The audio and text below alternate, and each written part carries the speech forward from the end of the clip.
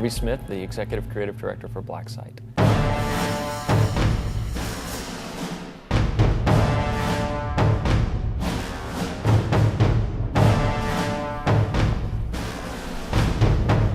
First-person shooter is in some ways, a moving camera going through the world.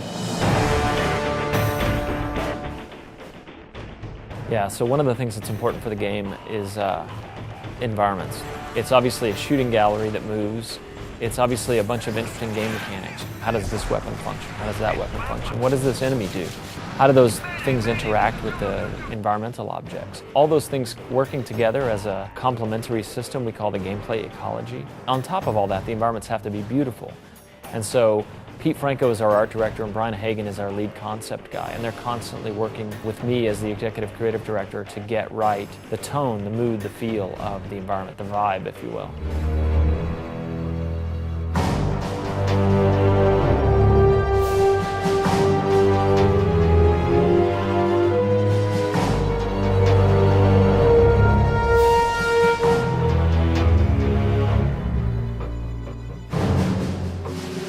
One part horror, one part very familiar, one part alien, one part grounded real world. Like, what if I was moving through a small town with guns trying to protect the people who live there?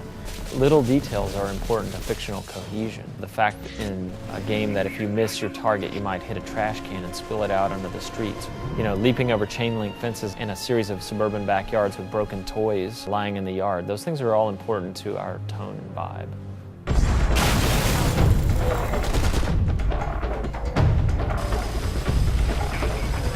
One of the things we're really trying to do is leverage the interesting work that the Stranglehold team has done with destructible environments.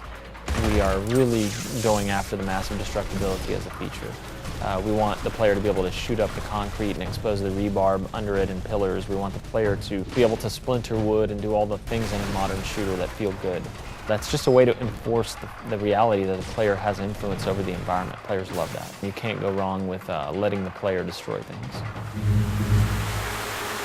One of the things that's important to us about the environments is the time of day and the weather. Why is it raining in the desert? What's going on? How is weird weather on our minds right now? Is the planet turning against us? A fear that a lot of people have.